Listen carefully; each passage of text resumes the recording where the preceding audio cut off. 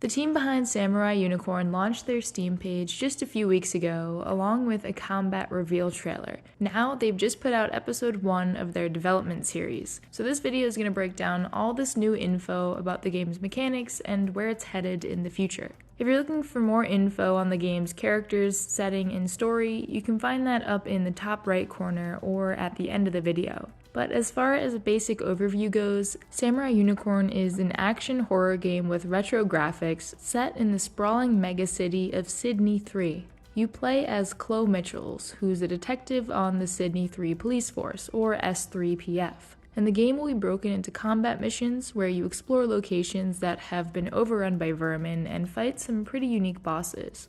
In between these missions, you can explore different hubs throughout the city and get to know the people living there.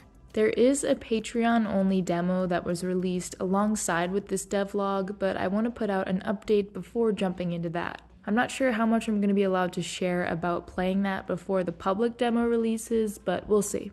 Most, if not all, of this combat footage comes from the opening mission of the game, set in the abandoned Goliath offices, which is the evil corporation that controls the city. Again, this will be released publicly on Steam at some point, but its initial Patreon release will actually be broken into 3 parts. First is the story introduction and gunplay mechanics, then exploring deeper into the complex and testing out Samurai Unicorn's melee combat. And the final part will include a boss fight. Future devlogs will break down Chloe's character designs and controls, along with lots of other cool behind-the-scenes looks at the game, which are always really fun for me to see. Now let's switch over to the combat trailer and some other gameplay clips. Chloe's got a couple different guns here, along with her fists. Combat looks very satisfying and weighty, especially when you watch this trailer with sound. And I'm probably going to end up playing the demo right after this video goes up because I just need to know what it feels like. You can shoot vermin in the legs to make them stumble, snoop around with a flashlight, and it all feels super Resident Evil in the best way possible.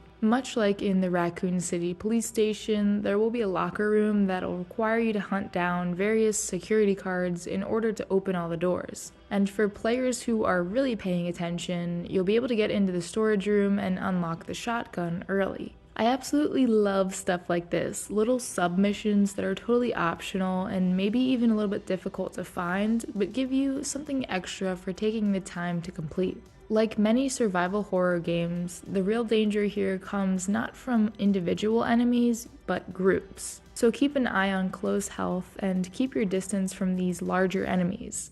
Next, we have a look at some of the menu tabs. When you collect evidence, it'll be added to the evidence file, which is broken into different categories. You can pause the video to read these entries because they're actually real Samurai Unicorn lore. Then we have our inventory with a mini Helix consumable item in the middle. I like that everything here is just simple. Squares and rectangles with single color icons to help you quickly tell apart different types of items, and a nice glowy teal color to sell that retro look. We also have a screenshot of our scanner, which is an S3PF neural mod, presumably installed into our brains at some point along our journey. It tells us where we are and who's who. This is Manny, and he looks pretty cool. Same thing here with the dialogue, simple and clean. I have a feeling there are going to be a lot of little jokes and Easter eggs hidden all throughout the game. And that's everything so far. If you like what you saw, I'd highly encourage you to wishlist the game and follow the studio It's Got Stealth on their social pages. Patreon is a fantastic way to show a little bit of extra love and support too, and I've had some great interactions with the developers. They truly care about fans and believe in this project.